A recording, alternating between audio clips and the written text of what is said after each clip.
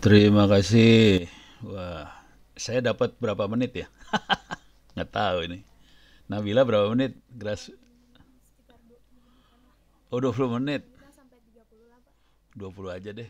Soalnya ada Dani di sini. Ini orang sakti dicariin sama teman-teman Diknas tuh.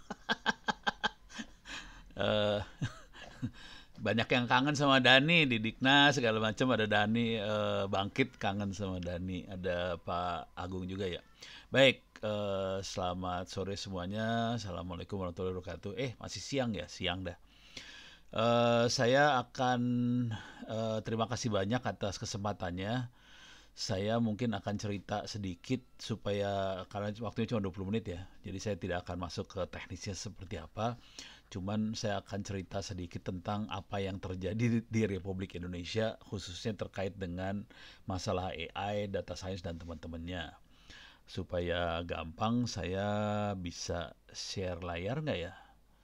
Select bisa share layar nggak ya? Oh ya udah. Coba ini. Oh, window. Oh, oke oke oke oke.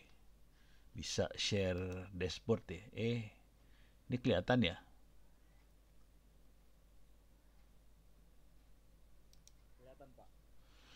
Oke. Ini supaya teman-teman pada semangat semua lah untuk belajar makhluk ini. Jadi saya nggak akan terlalu masuk ke tekniknya, cuman kira-kira gini. Saya dapat kesempatan waktu itu diminta sharing oleh KSP, KSWP bukan KSP saya mah, KSWP. WP itu Wapres, kantor staf wakil presiden.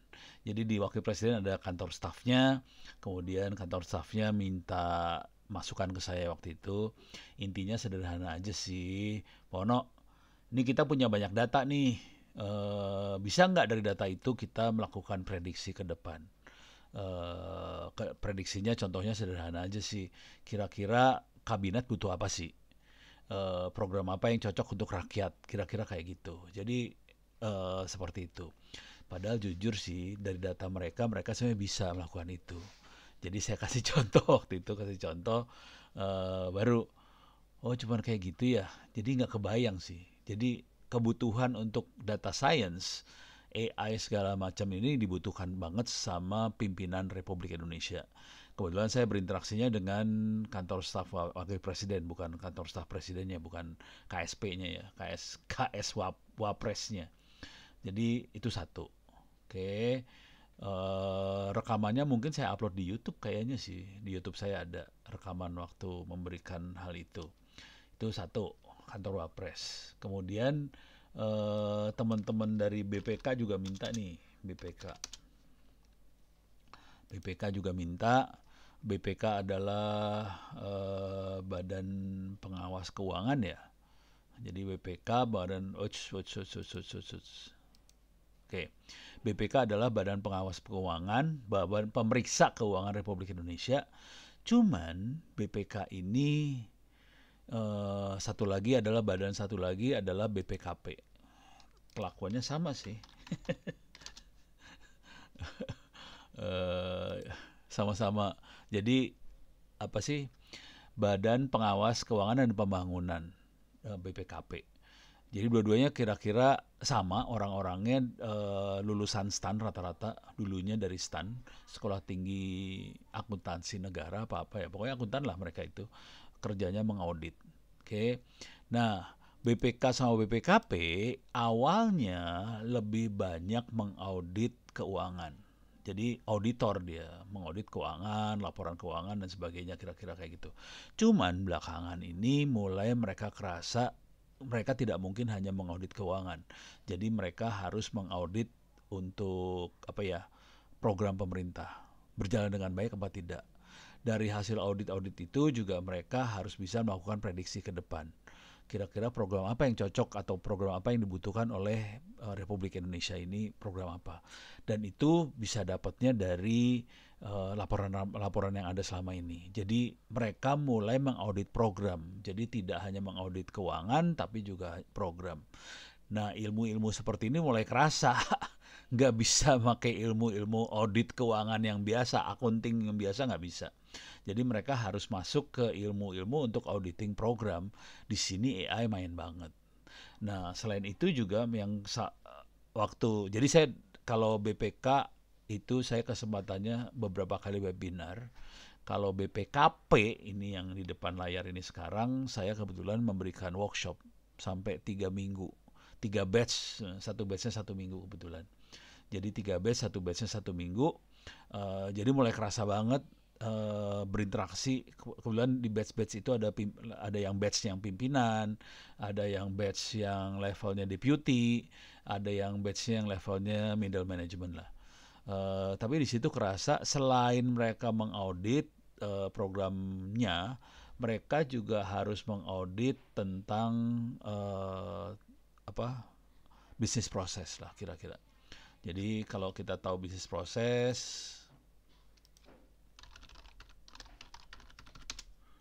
oke, saya kasih gambarnya aja lah. Jadi bisnis proses adalah kalau dalam bahasa orang IT kira-kira flowchart lah. Flowchartnya satu organisasi. Jadi kalau mereka melakukan layanan ke publik, kira-kira prosesnya seperti apa sih? Dan mereka harus mengaudit ini juga. Jadi mereka tidak hanya mengaudit tentang keuangan, tapi juga mereka mengaudit tentang bisnis proses dari si organisasi. Dari audit itu mereka harus bisa ngelihat sih sebetulnya macetnya di sebelah mana Republik ini kira-kira. Jadi proses apa yang bikin macet? Kenapa proses ini jadi lama? Kira-kira kayak gitu. Dan ini harus diukur semuanya, kemudian mereka harus bisa mendeteksi itu semua. Balik lagi, kalau di sini proses yang dipakai turunan dari dunia machine learning dan deep learning, biasanya kita pakainya proses mining gitu ya. Jadi proses mining yang dipakai nih bisa dilihat di video-video saya yang lain bagaimana kita bisa melakukan mendeteksi proses proses bisnis proses tadi pakai proses mining. Dari sini juga kita bisa deteksi macetnya di sebelah mana, kira-kira kayak gitu. Jadi ini mulai kepake. Nah, di yang lain yang mulai kerasa lagi adalah ini kejadiannya belum sebulan yang lalu, sekitar 3 minggu yang lalu kebetulan saya diminta memberikan ceramah di Mabes TNI. Pembicara satu lagi adalah dari Bappenas, dari satu datanya Bappenas. Jadi Bappenas punya data.go.id. Data.go.id ini kira-kira ide dasarnya adalah semua kementerian, lembaga, provinsi, daerah, segala macam memasukkan datanya ke sini. Tentunya datanya bukan data yang sifatnya rahasia ya, atau private. Jadi data pribadi nggak dimasukin ke sini sih sebenarnya. Yang dimasukin adalah data-data pembangunan dan sebagainya. Di sini ada data ekonomi industri, lingkungan, sumber daya alam, budaya, agama, perlindungan sosial, kesehatan, pembangunan daerah, dan sebagainya. Ini bisa dilihat di sini. Jadi kami berdua yang bicara, Bu Rini sama saya, yang bicara di Mabes TNI. Di situ saya mulai kerasa lagi di level-level lembaga, TNI kan kategori lembaga ya, itu juga sebetulnya dibutuhkan. Cuman di TNI tentu ada remnya, mereka agak keberatan untuk melepaskan informasi yang sifatnya rahasia strategis, itu agak berbahaya dilepas di kayak ginian. Nah cuman di sini yang akan kerasa sekali adalah baik di BPKP, di BPK, di satu data yang punyanya Bappenas ini. Kalau kita lihat ke bawah ini kelihatan banget ini Bappenas sih sebenarnya. Ini dia. Jadi kelihatan lokasinya ada di Taman Suropati nomor 2 di Menteng, itu Bappenas, kantornya Bappenas. Jadi mereka kalau di Bappenas sebenarnya sederhana aja sih. Waktu awal mereka mulai bergerak di sini adalah awalnya karena Presiden minta. Ini kalau saya mau sederhananya, kalau misalnya saya mau melakukan bansos, bagaimana caranya kita bisa targetnya bisa presisi. Nah itu Presiden minta hal seperti itu, datanya semrawut. Jadi contoh yang paling sederhana waktu saya ngobrol sama teman-teman di BPKP misalnya, waktu mereka mau menganalisa data, yang jadi masalah besar adalah format datanya beda-beda sih. Contoh sederhana tuh gini kira-kira, masalah gender ya. Misalnya di kementerian atau lembaga mana gender itu namanya laki perempuan. di tempat lain pria wanita, di tempat lain misalnya 1 kosong, di tempat lain namanya L garis miring P gitu. Nah, untuk nyatuin itu kan harus dikonversiin semua formatnya ke satu format yang sama supaya programnya gampang buat analisa. Nah, seru tuh urusannya satu itu ya. Jadi pening kepala karena formatnya beda-beda semua. Jadi kalau teman-teman Bappenas akan bicara bahwa oke, ke depan nih sebenarnya ke depan akan ada dua hal besar di Republik ini yang akan mendominasi operasi dari si kabinet. Satu masalah ini data science, satu data dan teman-temannya. Satu lagi adalah e-government atau sering disebut sistem pemerintah berbasis elektronik. Jadi ada e-government, satu lagi satu data. Dua ini akan dominasi banget di operasional dari si kabinet. Nah, khusus untuk urusan data, secara hukum aturannya ya berkembang lah ya. Cuman si pembuat aturan itu kayaknya semangatnya cuman kamu harus ngumpulin data. Karena mereka bukan orang yang sehari-hari ngutak-ngatik data, biasanya kalau pimpinan, menteri, dirjen, kayak gitu biasanya dapat laporan dari anak buah. Jadi biasanya kamu harus kumpulin data, nanti anak buahnya yang proses. Jadi yang sengsara anak buahnya. Sebetulnya yang tahu masalah besarnya anak buahnya sih. Nah, si pimpinan biasanya cuma ngomongnya gini, data harus dikumpulin, nanti harus ada organisasi atau tata kelola yang ngurusin pengumpulan data ini. Nah, anak buahnya yang pening kepala karena diaturannya tidak diatur masalah format. Bagaimana tata kelola formatnya? Siapa yang bertanggung jawab untuk ngurusin format? Kagak ada tuh aturan yang itunya. Pening semuanya, pusing kepala di situ. Jadi yang lain lagi yang saya juga kebetulan kena lagi, nggak sengaja kena, ini samalah kasusnya semua, adalah Dirjen Anggaran. Dirjen Anggaran Kemenq. Kalau ini nggak sengaja sih sebenarnya jujur. Ini oke, masuk ke sini aja kali ya. Sama sih sebenarnya kasusnya. Apakah itu Dirjen Anggaran, apakah itu BPKP, apakah itu BPK, apakah itu kantor staf presiden, wakil presiden, sama aja. Jadi kalau Dirjen Anggaran lebih seru ceritanya adalah gini kira-kira. Mereka dimarahin sama menterinya, Bu Sri Mulyani marah ke Dirjen Anggaran. Pas bagian dimarahin aja orang yang dipanggil. Jadi kira-kira marahnya kayak gini nih. Jadi ternyata Dirjen Anggaran sudah membeli software yang namanya Business Intelligence. Jadi intelijen bisnis lah, kira-kira kayak gitu. Tapi kalau disederhanakan nih, Bu Sri Mulyani ini pas ada fotonya di depan kita nih Bu Sri Mulyani lah biar kelihatan. Oh, yang di tengah tuh menterinya. Nah, masalahnya kira-kira gini, Dirjen Anggaran dan Depq lah, mereka beli software namanya Business Intelligence. Sebenarnya dengan Business Intelligence kita bisa menganalisa data dan kita bisa melakukan klasifikasi. Contoh klasifikasi sih gini lah, orang miskin, yang kategori orang miskin seperti apa sih. Nah, udah gitu ke depannya bagaimana program apa yang bisa kita pakai buat menuntaskan kemiskinan tadi.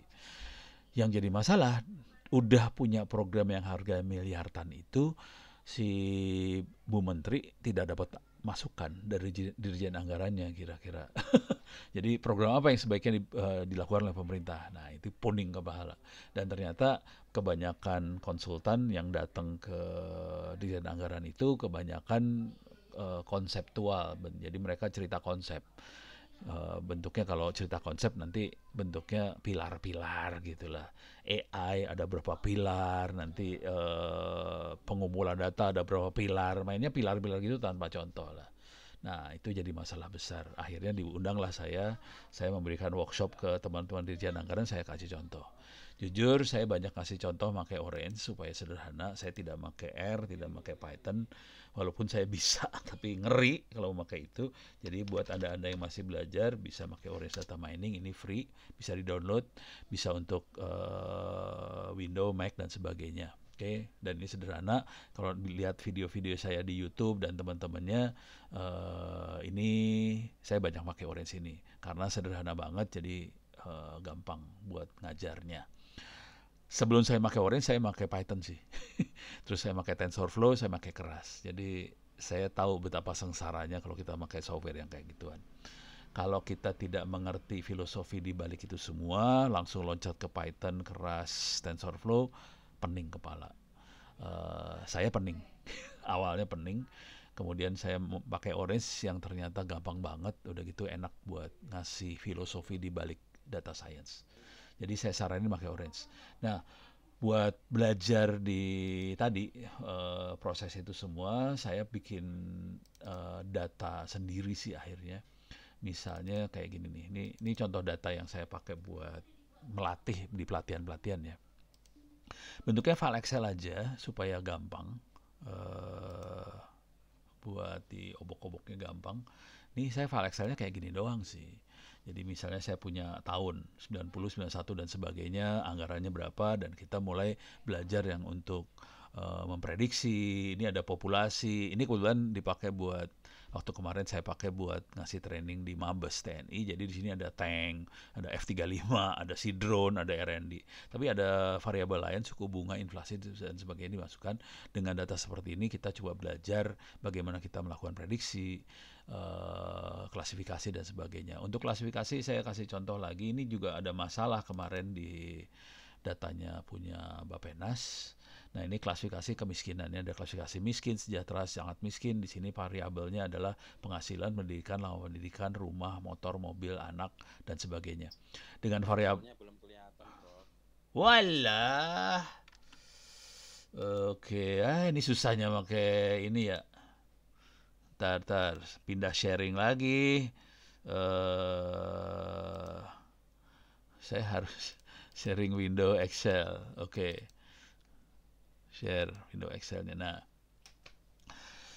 terima kasih Pak Agung, ngasih tahu Excelnya nggak kelihatan. Jadi kita bikin sendiri file Excel, terus kita mulai belajar. Dari file ini kita melakukan klasifikasi, dari file yang sama kita bisa melakukan model, dari model kita bisa prediksi dan sebagainya. Jadi filenya bikin sendiri aja, kalau boleh saran kita bikin sendiri. Dari situ kita punya insting. Yang jadi masalah, data-data yang ada di satu data Bappenas itu kebanyakan filenya bentuknya kayak gini. Kalau misalnya masalah file miskin gitu ya, filenya cuma gini aja, data masyarakat miskin. Jadi datanya cuma gini, kabupaten mana ada sekian rakyat miskin, kabupaten mana sekian rakyat miskin. Tapi nggak ada data yang kayak gininya, pendidikan, lama pendidikan, rumah, motor, mobilnya kagak ada. Dari situ kita akan kesulitan sebetulnya untuk melakukan klasifikasi penyebab kemiskinan. Kita juga akan kesulitan untuk forecasting atau prediksi program apa yang cocok buat merentaskan kemiskinan. Jadi kita susah sebenarnya dengan data yang ada di satu data hari ini. Kita susah. Mungkin juga mereka sebenarnya punya, mungkin punya, cuman datanya nggak dibuka. Yang dibuka cuman kesimpulannya aja, ya pening lah kita buat sebagai peneliti kalau cuman kesimpulannya yang dikasih, ya pening. Kira-kira itu. Satu lagi belum dikasih lihat, saya kasih coba buka, mudah-mudahan saya bisa buka file satu lagi dengan baik.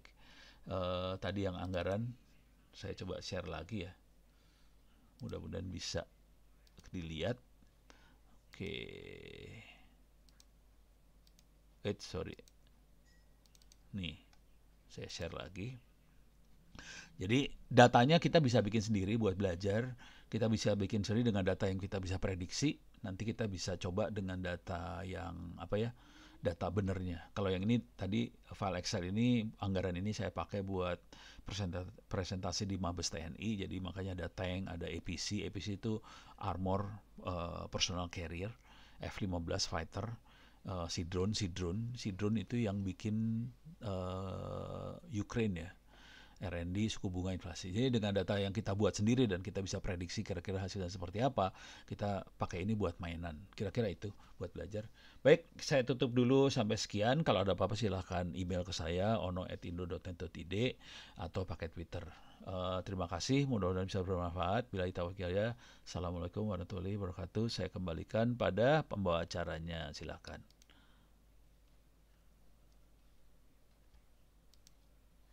Oke, baik.